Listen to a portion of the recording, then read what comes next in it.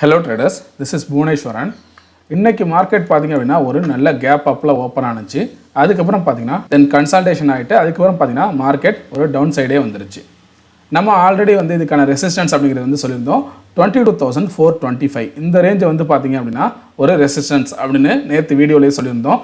So market பாத்தீங்க அப்படினா இந்த ரேஞ்சை தாண்டல. இது வந்து ஒரு ப்ராப்பரான ரெசிஸ்டன்ஸா இதுக்கு வந்து வர்க் ஆயிருக்கு. நம்ம டெலிகிராமில் என்ன அப்டேட் கொடுத்துருந்தோம் அப்படிங்கிறத பார்க்கலாம்.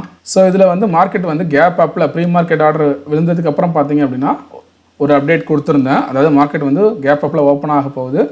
அது மட்டும் இல்லாமல் வீக்லி ரெசிஸ்டன்ஸ் R1 வந்து அந்த மார்க்கெட்டோட ஓப்பனிங் கிட்டே இருக்குது. வீக்லி ரெசிஸ்டன்ஸோட R1 வந்து கன்சிடர் பண்ணிக்கோங்க, ரெசிஸ்டன்ஸ் ஆக்ட் ஆக வரதுக்கான சான்சஸ் இருக்குது அப்படிங்கிற மாதிரி போட்டிருந்தேன். ஸோ அதே போல் தான் பார்த்தீங்கன்னா பேங்க் நிஃப்டிக்கும் கொடுத்துருந்தேன். சரியா?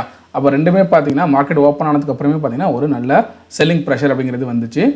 ஏன்னா ப்ராஃபிட் புக்கிங் அப்படிங்கிறது வந்து நடந்திருக்கும்.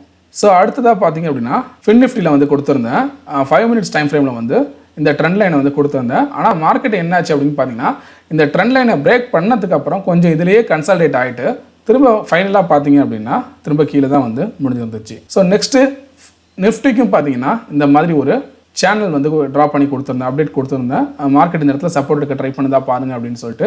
ஸோ அதுக்கிட்ட ஃபஸ்ட்டு டைம் வந்து இதை டச் பண்ணப்போ சப்போர்ட் எடுத்துச்சு. ஆனால் அதுக்கப்புறம் பார்த்தீங்கன்னா இப்போ பிரேக் பண்ணி க்ளோசிங் அப்படிங்கிறது வந்து வச்சிருக்கு. ஸோ இப்போது நிஃப்டியை வந்து நம்ம பார்ப்போம். இப்போ நான் ஃபஸ்ட்டு உங்களுக்கு 5 மினிட்ஸில் இதை வந்து நான் சேஞ்ச் பண்ணிக்கிறேன். இந்த இடத்துல நம்ம ஒரு ட்ரெண்ட் லைன் வந்து ட்ரா பண்ண ட்ரை பண்ணலாம். ஓகேவா? மார்க்கெட் பாருங்கள், இங்கே சப்போர்ட் எடுத்திருக்கு, இங்கேயும் சப்போர்ட்டு, அப்புறம் இந்த சப்போர்ட் எடுத்திருக்கு. ஸோ நான் இதை வச்சு தான் பார்த்தீங்கன்னா ஒரு சேனலை ட்ரா பண்ணேன். அதே போல் மார்க்கெட் கீழே வந்தப்போ பார்த்தீங்கன்னா இந்த இடத்துல ஃபஸ்ட்டு வந்து சப்போர்ட் எடுத்துச்சு. சப்போர்ட் எடுத்து நல்லா மேலே போன மார்க்கெட் கடைசியாக பார்த்தீங்கன்னா இதை பிரேக் பண்ணி கீழே க்ளோசிங் அப்படிங்கிறது வந்து வச்சிருச்சு. ஸோ இதை 15 மினிட்ஸில் பார்த்தோம் அப்படின்னா அப்படி நமக்கு கொஞ்சம் கிளியராக தெரியுது. மார்க்கெட் பாருங்கள், இந்த ட்ரெண்ட் லைனுக்கு கீழே பிரேக் பண்ணி க்ளோசிங் அப்படிங்கிறது வந்து வச்சிருச்சு. நீங்கள் மோஸ்ட்லி பார்த்தீங்கன்னா 5 மினிட்ஸ் அண்ட் 15 மினிட்ஸ் ரெண்டு டைம் ஃப்ரேம்லேயும் மோஸ்ட்லி அனலைஸ் பண்ணுங்கள். சரியா? மல்டி டைம் ஃப்ரேம் அனலைசிஸ் அப்படிங்கிறது வந்து நமக்கு நல்லாவே ஒர்க் அவுட் ஆகும். ஏன்னா சம்டைம்ஸ் பார்த்தீங்கன்னா 5 மினிட்ஸில் பார்க்குறப்போ மார்க்கெட் வந்து பிரேக் பண்ணி க்ளோசிங் வச்ச மாதிரி இருக்கும். ஆனால் 15 மினிட்ஸ் க்ளோசிங்க்கு அப்புறம் பார்த்தீங்க அப்படின்னா அது திரும்ப சப்போர்ட் எடுத்த மாதிரி ஆகிடும். அதனால் smaller time frame and one longer time frame ரெண்டுத்தையும் வந்து கம்பைன் பண்ணியே நீங்கள் ட்ரேடிங்கில் வந்து பாருங்கள். ஸோ நெக்ஸ்ட்டு இதை 5 மினிட்ஸ்லேயே வச்சு பார்க்குறப்போ இல்லை பார்த்தீங்க அப்படின்னா மார்க்கெட் இன்றைக்கி ட்ராவல் ஆனது வந்து ஒரு சேனலுக்குள்ளே தான் பார்த்தீங்கன்னா ட்ராவல் ஆணுச்சு. ஸோ இந்த ரேஞ்சுக்குள்ளே தான் மார்க்கெட் வந்து ட்ராவல் ஆணுச்சு. இந்த ரேஞ்சை நீங்கள் வந்து அப்படியே எக்ஸ்டெண்ட் பண்ணிக்கலாம். ஸோ நாளைக்கு இந்த ரேஞ்சை மார்க்கெட் வந்து பிரேக் பண்ணுதா இல்லையா அப்படிங்கிறத பார்த்துக்கோங்க. மோஸ்ட்லி பார்த்தீங்க அப்படின்னா ட்ரெண்ட் லைனை பிரேக் பண்ணிடுச்சு. சரியா? இந்த ட்ரெண்ட் லைனை மார்க்கெட் பிரேக் பண்ணிடுச்சு. இந்த சேனலையும் பிரேக் பண்ணுதா அப்படிங்கிறத பார்த்துக்கோங்க. நாளைக்கு மார்க்கெட் வந்து அதாவது குளோபல் மார்க்கெட்டில் பெரிய அளவில் ஏதாவது இம்பேக்ட் இல்லை, அது நார்மலாக இருந்துச்சு அப்படின்னா டெக்னிக்கல் படி பார்த்தீங்க அப்படின்னா ஒரு சின்னதாக ஒரு கேப் டவுனில் வந்து ஓப்பன் ஆகிறதுக்கான சான்சஸ் அப்படிங்கிறது வந்து இருக்குது. சரி, நாளைக்கு மார்க்கெட்டுக்கான சப்போர்ட் அண்ட் ரெசிஸ்டன்ஸ் எதுவாக இருக்கிறதுக்கான வாய்ப்பு இருக்குது அப்படிங்கிறத பார்ப்போம். நாளைக்கு மார்க்கெட்டுக்கு வந்து ஃபஸ்ட்டு சப்போர்ட்டாக எது இருக்கும் அப்படின்னு பார்த்தீங்கன்னா இந்த 22,300லேருந்து 330 இந்த ரேஞ்ச் இருக்கு இல்லையா? இது வந்து பார்த்திங்கன்னா ஒரு நல்ல சப்போர்ட்டாக வந்து மார்க்கெட்டுக்கு நாளைக்கு ஆக்ட் ஆகும். இதுக்கு முன்னாடி இதை வந்து நம்ம ரெசிஸ்டன்ஸாக ட்ரா பண்ணியிருந்தோம். இந்த ரேஞ்ச் இருக்கு இல்லையா? ஸோ இதை கம்பேர் பண்ணி இதை வந்து நம்ம ரெசிஸ்டன்ஸாக ட்ரா பண்ணோம். அதான் பார்த்தீங்கன்னா மார்க்கெட் வந்து ஒரு கேப் அப்பில் ஓப்பன் ஆகிட்டு திரும்ப பார்த்தீங்கன்னா கீழே வந்துச்சு. திரும்ப இந்த ரேஞ்சுக்கிட்ட போகிறப்போ இது ரெசிஸ்டன்ஸ் ஆக்ட் ஆனிச்சு, தென் கீழே வந்துச்சு. அதுக்கப்புறம் மார்க்கெட் வந்து ஒரு பிரேக் அவுட் கொடுத்ததுக்கப்புறம் தான் மேலே போயிருக்கு. சரியா? ஸோ மார்க்கெட் மேலே போனது ஒரு ரீடெஸ்ட் பண்ணுறதுக்கு ட்ரை பண்ணோம். ஸோ அப்படி ட்ரை பண்ணுறப்போ இந்த இடத்துல வந்து சப்போர்ட் எடுக்கிறதுக்கான சான்சஸ் அப்படிங்கிறது வந்து அதிகமாக இருக்குது. ஸோ இதை வந்து நீங்கள் நோட் பண்ணிக்கோங்க. அதே போல் ரெசிஸ்டன்ஸ் எதுவாக இருக்கும் அப்படின்னு பார்த்தீங்கன்னா நம்ம ஆல்ரெடி சொன்னது தான் இந்த 22,425 இந்த ரேஞ்ச் இருக்கு இல்லையா? இது வந்து ஒரு நமக்கு ப்ராப்பரான ரெசிஸ்டன்ஸ் ஆக்ட் ஆகும். இன்றைக்கி இதுதான் ரெசிஸ்டன்ஸாக சொல்லியிருந்தோம். ஸோ இதே ரெசிஸ்டன்ஸ் தான் பார்த்தீங்கன்னா நாளைக்கான மார்க்கெட்டுக்கும் இருக்கும். ஸோ நமக்கு சப்போர்ட்டுங்கிறது வந்து இந்த ரேஞ்ச், அதே போல் ரெசிஸ்டன்ஸ் வந்து இந்த ரேஞ்ச் வந்து இருக்கும். சரியா? ஸோ இதுக்குள்ளே ட்ரேட் ஆகிறதுக்கான சான்சஸ் அப்படிங்கிறது வந்து அதிகமாக இருக்குது. ஸோ இந்த ரெண்டு ரேஞ்சையும் நாளைக்கு வந்து மார்க் பண்ணிக்கோங்க. சரி, அதே போல் சப்போர்ட் இதை பிரேக் பண்ணுச்சுன்னா நெக்ஸ்ட்டு எதுவாக இருக்கும் அதுக்கான அடுத்த சப்போர்ட் அப்படின்னு பார்த்தீங்கன்னா இந்த 22,270 இந்த ரேஞ்ச் இருக்கு இல்லையா? ஸோ இது வந்து இதுக்கான அடுத்த சப்போர்ட்டாக இருக்கிறதுக்கான வாய்ப்பு அப்படிங்கிறது அதிகமாகவே இருக்குது.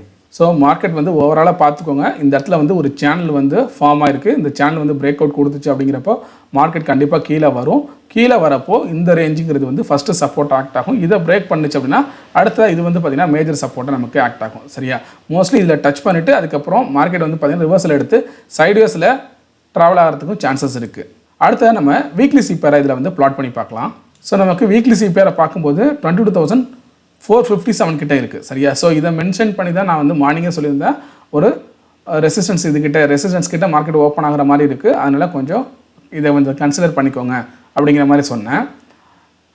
நமக்கு ரெசிஸ்டன்ஸ் வந்து இந்த 457, இந்த 425 வந்து பிரேக் பண்ணிச்சு அப்படின்னா அதுக்கு அடுத்ததாக இந்த 457 தான் நமக்கு வந்து ரெசிஸ்டன்ஸ் சரியா. 1 and 2 இந்த ரெண்டு ரெசிஸ்டன்ஸ் வந்து சொல்லியாச்சு. அதே போல் இது வந்து ஃபஸ்ட்டு சப்போர்ட்டு, இது வந்து ரெண்டாவது சப்போர்ட்டு. நமக்கு சிபிஆர் அப்படிங்கிறது வந்து கிட்டத்தட்ட பார்த்தீங்கன்னா 22,100 கிட்ட இருக்குது சரியா. இந்த ரேஞ்ச் இவ்வளோ தூரம் இருக்குது. இது வந்து பார்த்தீங்க அப்படின்னா இப்போ வரைக்கும் ஒரு விர்ஜின் சிபிஆராக தான் ஆக்ட் ஆகிட்டு இருக்கு சரியா. ஏன்னா ப்ரைஸ் வந்து இது வந்து டச் பண்ணல இன்னும். ஸோ இவ்வளோ தூரம் ப்ரைஸ் ஃபால் ஆகுமா என்ன அப்படிங்கிறது வந்து ப்ராப்பராக தெரியாது. பட் இதெல்லாம் அதுக்கான அடுத்தடுத்த சப்போர்ட்டு. இதெல்லாம் பிரேக் பண்ணால் ஃபர்தராக பார்த்தீங்கன்னா கீழே வரதுக்கு சான்சஸ் இருக்குது. இதை பிரேக் பண்ணால் கூட அடுத்தது இந்த லெவல், அதாவது 22,200 இருக்குது இல்லையா. ஸோ இதுவும் வந்து ஒரு ஸ்ட்ராங் சப்போர்ட்டாக ஆக்ட் ஆகும். ஸோ இந்த லெவல்ஸ் எல்லாத்தையும் நீங்கள் வந்து நோட் பண்ணிக்கோங்க. அதெல்லாம் பிரேக் பண்ணால் தான் அதுக்கு அடுத்ததாக பார்த்தீங்கன்னா இந்த சிபிஆர் நோக்கி மார்க்கெட் அப்படிங்கிறது வந்து வரும். ஸோ நெக்ஸ்ட் நம்ம பேங்க் நிஃப்டியை பார்க்கலாம். ஸோ இப்போ பேங்க் நிஃப்டியோட 5 minutes டைம் ஃப்ரேம் வந்து வச்சுருக்கேன். பேங்க் நிஃப்டிலையும் பார்த்தீங்க அப்படின்னா இங்கே வந்து ஒரு கீழே வந்து ஒரு ட்ரெண்ட் லைன் வந்து நம்மளால் ட்ராப் பண்ண முடியும். ஸோ இந்த ட்ரெண்ட் லைன் பாருங்கள், மார்க்கெட் இங்கே சப்போர்ட் எடுத்திருக்கு, இங்கே ஒரு சப்போர்ட்டு, அதுக்கப்புறம் இங்கேயும் சப்போர்ட் எடுத்திருக்கு. தென் இந்த இடத்துல சப்போர்ட் எடுக்க ட்ரை பண்ணது பிரேக் ஆகிருக்கு. அதுக்கப்புறம் மேலே போக ட்ரை பண்ணுச்சு. ஆனால் இந்த ரேஞ்சை வந்து பேங்க் நிஃப்டியால் பிரேக் பண்ணி மேலே போக முடியல. அதுக்கப்புறம் பார்த்தீங்கன்னா திரும்ப கீழேயே வந்துருச்சு. அது மட்டும் இல்லாமல் இன்றைக்கி மார்க்கெட்டுக்கு பார்த்தீங்க அப்படின்னா ஒரு சேனலுக்குள்ளே வந்து பேங்க் நிஃப்டி ட்ரேட் ஆகிருக்கு. ஸோ இந்த ரேஞ்சு பாருங்கள், மார்க்கெட் இங்கேருந்து கீழே வந்துச்சு, அதுக்கப்புறம் மேலே போயிருக்கு.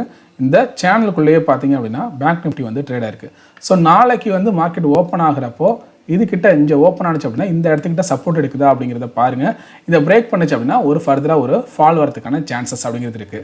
ஸோ இந்த சேனலை வந்து ப்ராப்பராக நோட் பண்ணிக்கோங்க. இது நான் இப்போ வச்சிருக்கிறது பார்த்தீங்க அப்படின்னா 5 minutes டைம் ஃப்ரேம் வந்து வச்சுருக்கேன் சரியா.